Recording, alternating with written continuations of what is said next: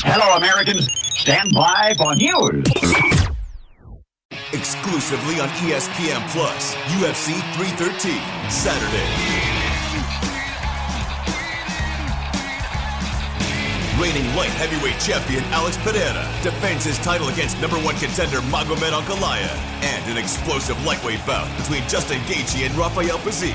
UFC 313, Saturday at 10 p.m. Eastern. Buy it on ESPNPlus.com/PPV.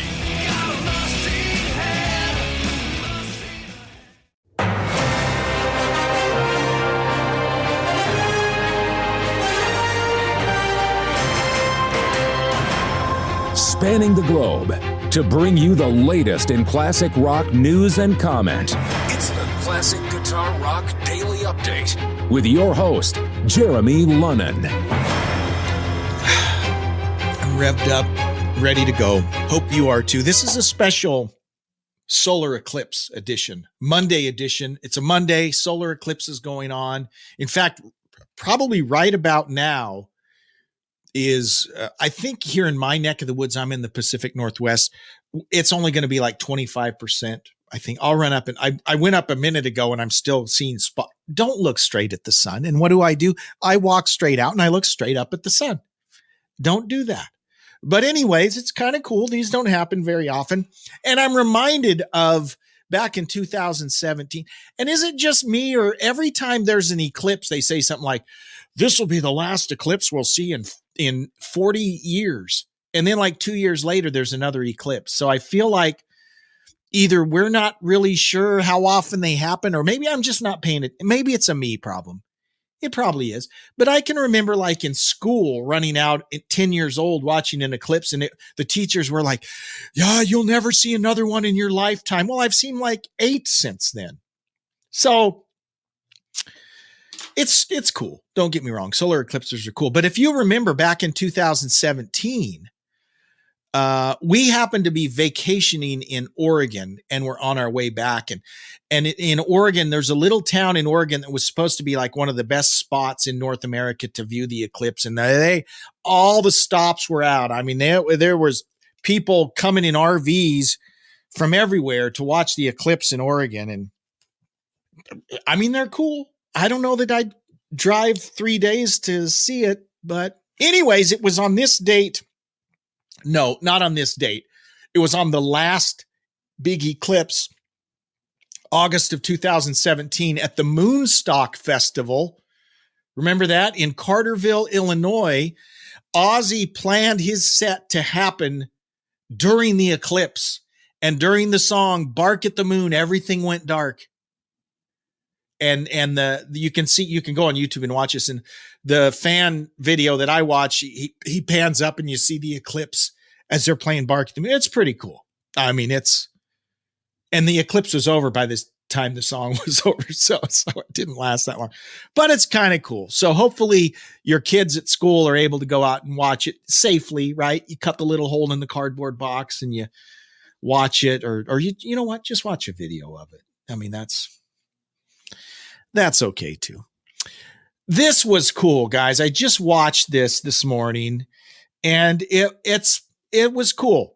Sammy Hagar was on CMT, and he paid tribute to his dear friend Toby Keith. Toby Keith, of course, passed away in February. He was 62 years old after a battle with stomach cancer. And Sammy got up and played Toby's hit with Toby's band, I Love This Bar. Sammy said, I was so worried that I wasn't going to make it through the performance emotionally. It was hard for me working up to it. When I hit the stage with Toby's wonderful band that I played with many times over the years, the audience, energy, enthusiasm, and love that filled that building,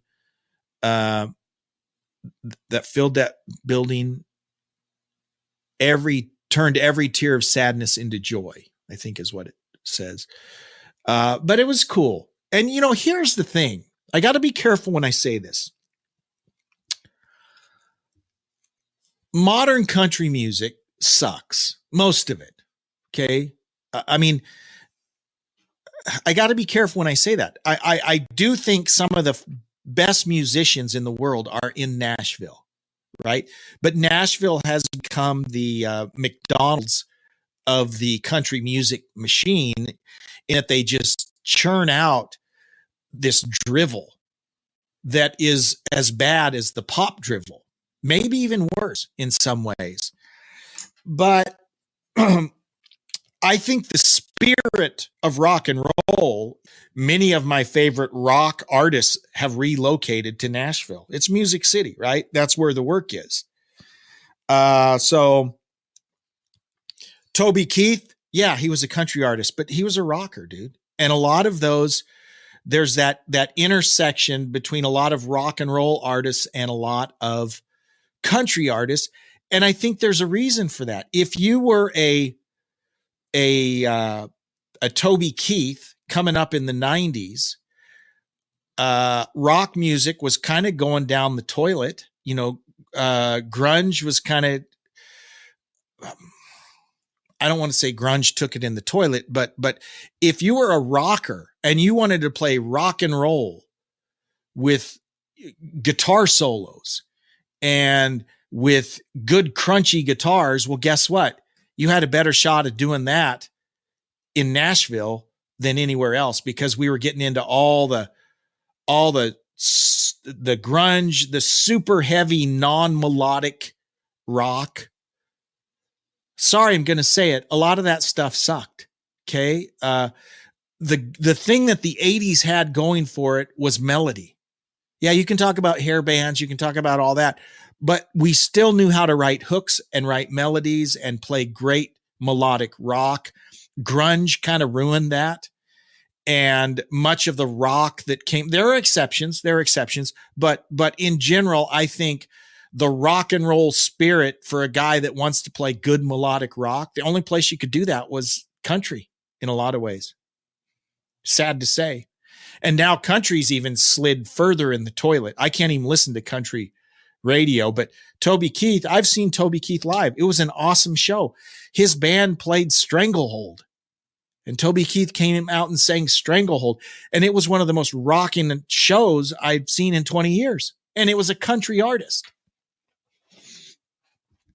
I'm all over the place. I've probably offended half my audience right now. So anyways, it was cool to see Sammy, a rock artist, paying tribute to his friend Toby Keith, a country artist, by playing one of Toby's songs. It was good to see. Speaking of Sammy, we know that his Best of All Worlds tour is about to kick off. In July, they'll launch the Van Halen Focus Tour featuring guitarist and Chickenfoot bandmate Joe Satriani, bassist Michael Anthony, drummer Jason Bonham, and Hagar's own Circle crew, Sammy Hagar and the Circle. So when they say Circle crew, does that mean that Vic Johnson will be there? I bet he is. I bet Vic is there too. So you'll have Joe Satriani there, but I bet Vic is there too. I hope. Vic's a phenomenal guitar player, and they're both bald. Let's just point that out. What would be cooler than two bald-headed guitar players? A white guy and a black guy, both bald. How cool is that? I hope that happens. Sammy says, quote, "We're going to kind of just really go heavy on Van Halen. We're going to play 4 or 5 of Sammy's greatest hits, you know, One Way to Rock, Heavy Metal, I Can't Drive 55, Moss Tequila, songs you've got to play, one Montrose song, a Chickenfoot song, and a whole lot of Van Halen, the whole catalog. I mean, we're going to go back into the early years for 3 or 4 songs, sprinkle them in there, because I'm calling it not just the Best of All Worlds tour. I'm calling it the Thank You tour. For me, it's thank you. Thank you, Eddie. Thank you to the fans. Thank you for this wonderful life, being able to do this, because I don't know how much longer I can do it. Sammy, I think, is 76. Still sounds pretty dang good for a 76-year-old. Here's some sad news. CJ Snare, the singer who came to prominence fronting the hard rock group Firehouse, died Friday at the age of 64. Finally found a love of a lifetime. That was Firehouse, wasn't it? I think so. They had a few other songs. Details of the vocalist's death, which reportedly followed a long battle with cancer. Doggone cancer. Cancer sucks. slowly began spreading online over the weekend. As the world learned of Snare's passing, many fellow rock stars took to social media to pay their respects. Night Ranger frontman Jack Blade said he was heartsick with the news, adding that he had wonderful memories of his band touring with Firehouse. CJ's sweet soul and great smile always brightened up the day no matter what was happening, Blades noted, along with a message for Snare to sing it out loud, or sing it loud in the stars. And Poison singer Bret Michaels said he's a great guy, great vocalist, and a friend who will forever be missed. So our condolences to the friends and family and band of CJ Snare of Firehouse. We got some Foreigner news. Now, Foreigner, every indication is they will finally make it into the Rock and Roll Hall of Fame. Let's take a minute to dump on the Rock and Roll Hall of Fame, shall we? Do you realize that the Go-Go's and Green Day and Nina Simone went into the Rock and Roll Hall of Fame before Foreigner? That's all you got to know. All you need to know about the Rock and Roll Hall of Fame. I would use them for toilet paper, but I don't want it to touch my bottom. Okay. The Rock and Roll Hall of Fame is a complete joke. And of course, Boston isn't in. Bad Company isn't in. Kansas isn't in. Styx isn't in. REO Speedwagon isn't. I mean, there's tons that aren't in. I don't think Iron Maiden's in. Iron Maiden is not in.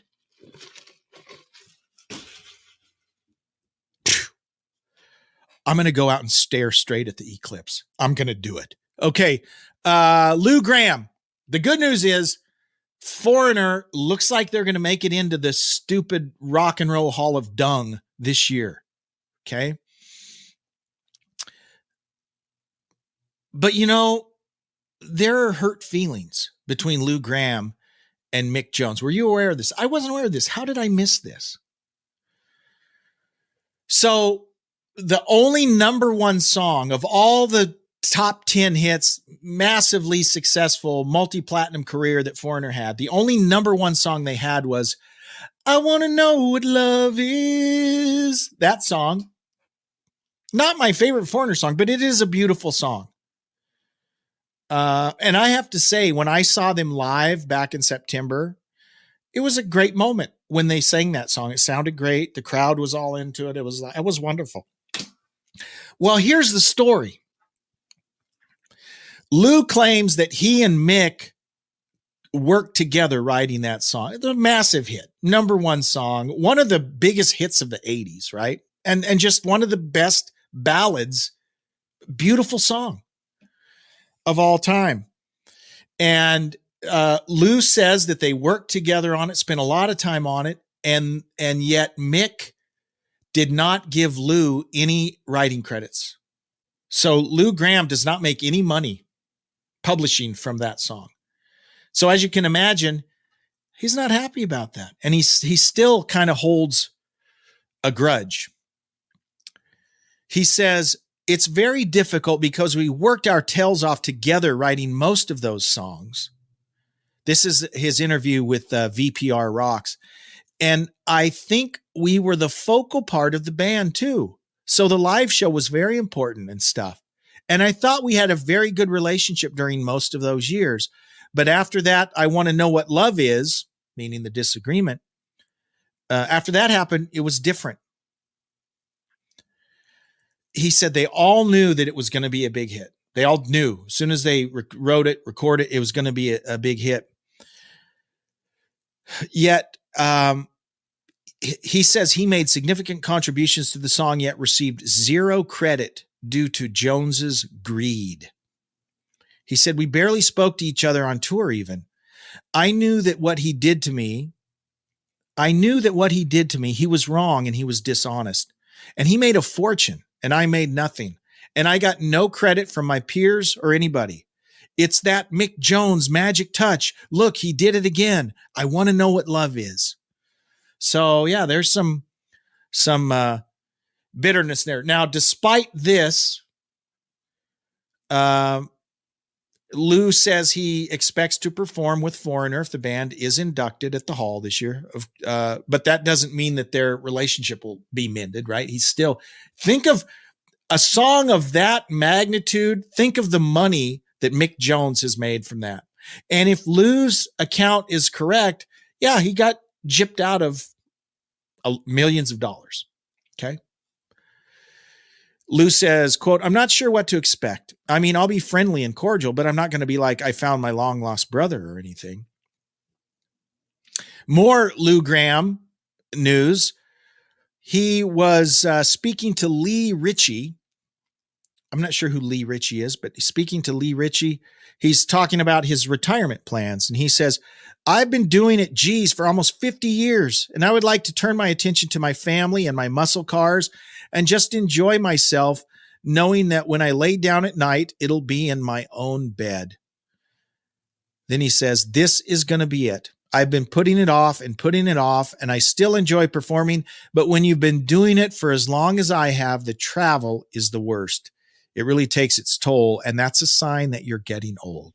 And I've heard multiple musicians say they would perform for free. When they go on tour, they're performing for free. They're getting paid for the travel because the 2 hours they're on stage, they love. That's fun. And that's why it's so hard to give up the touring, because they like that part. But the hard part, what's hard on your body, on your mind, on your relationships, on your diet, right, on your health, is the travel part.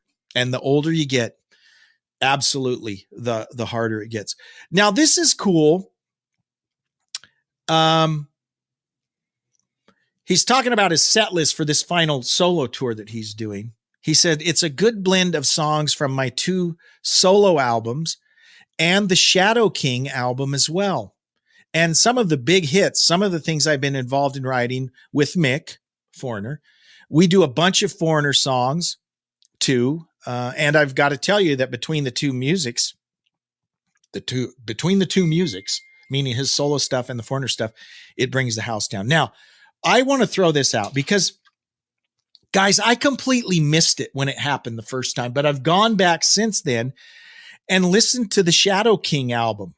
Are you familiar with Shadow King? Shadow King was late 80s, early 90s. It was before Lou, in the mid 90s, was when he had his medical problem, almost died, right? And it kind of took him out of the game for like 10 years. It's a tumor. I think he had a tumor. But anyways, before that happened, so when he was still in good physical shape, he did this Shadow King album with Vivian Campbell was the guitar player. Were you even aware of this? So this was after Vivian left Whitesnake, but before Def Leppard. So this is late 80s. Guys, the Shadow King album is awesome. Why wasn't it a big hit? Probably the G word, grunge, probably. Because this would have been in that melodic hard rock vein. Think of the time Damn Yankees had come out, right? Late 80s, 1990 time frame. This album just kind of snuck through. I never heard it, never knew a thing about it until 20 years later when I heard about it and went back and listened. And it's awesome. And you can stream it. Shadow King. Imagine Lou Gramm with Vivian Campbell on guitars. I mean, yeah. You should check it out. We've even got more about Lou Gramm coming up in this email. So I got an email. Guys, email me, classicguitarrock@mail.com. I'd love to hear from you. Good stuff, bad stuff, insults. I take it all and I'll read them. Okay. This says, hey, Jeremy, I listened to the radio station over the weekend. For the most part, I really liked it. But then I heard you play a Blondie song. And then I heard you play Lou Gramm's Just Between You and Me. Then he has a LOL. He says, do you consider those classic rock? Jacob B. The name of the radio station and the name of the podcast and the name of my empire is not classic rock. It's classic guitar rock. What, my friends, is classic guitar rock? Classic guitar rock is great music that has guitars in it. Would you hear Blondie on a classic rock station? Probably not. But guess what? You will on the classic guitar rock station because Blondie is awesome. And there's guitars in it. Oh, and by the way, Clem Burke is one of the best drummers ever. So yeah, Blondie is going to get played on classic guitar rock. Maybe not your neighborhood classic rock station, but I ain't a classic rock station. I'm a classic guitar rock station. Put that in your pipe and smoke it. I'm kidding, Jacob. Thanks for the email. Same with Lou Gramm, just between you and me. It's a mellow song. It's an adult contemporary song that I like. And guess what? I'm the program director. I play whatever I want. And it's got a guitar in it. So there. And you know what else I play? I just added some songs last night to the rotation. Midnight Oil. Yeah. Because guess what? There's guitars in it. And I like it. That's the way it works. Now, are you going to hear the classic rock songs you expect to hear? Oh, yeah. You're going to hear that. You're going to hear Led Zeppelin. You know what I heard playing this morning at 9 a.m. my time? Rhyme of the Ancient Mariner. How many classic rock stations are going to hear? You're going to hear Rhyme of the Ancient Mariner. And then, by the way, you're going to go into a Blondie song. It ain't going to happen because they aren't classic guitar rock. They're classic rock. I hope I clarified that, settled everything. And sorry, Jacob, I didn't mean to unload on you, but we're changing the hearts and minds here. We're changing hearts and minds. We're not classic rock. We're classic guitar rock. Classic guitar rock is great guitar-driven rock of the 60s, 70s, and 80s. You know what else? Rick Springfield, Jesse's Girl. It's in my rotation. Is it a pop song? Absolutely. But it's a great guitar song. The Outfield, my playlist is littered with The Outfield because it's great guitar rock. Guitar pop. Pop is not a dirty word. If it's got guitars in it and I like it, it'll get played. Again, hope that clarified. If you haven't listened to the Classic Guitar Rock radio station yet, do it. Just do it. Give it an hour. Give it an hour. I guarantee you, if you listen for an hour, you'll go, I like this. I like this. So that's my challenge and my invitation to you. Listen to it for an hour. Guys, thank you so much for tuning in today for the update. Enjoy the eclipse. It might be over by now. I'm going to run out and check. We'll do this all again tomorrow. Thanks so much. Live long and prosper. Bye-bye. What you just said is one of the most insanely idiotic things I have ever heard. Thanks for listening. You can email Jeremy at classicguitarrock@mail.com. Everyone in this room is now dumber for having listened to it. Tune in each weekday for the Classic Guitar Rock Daily Update.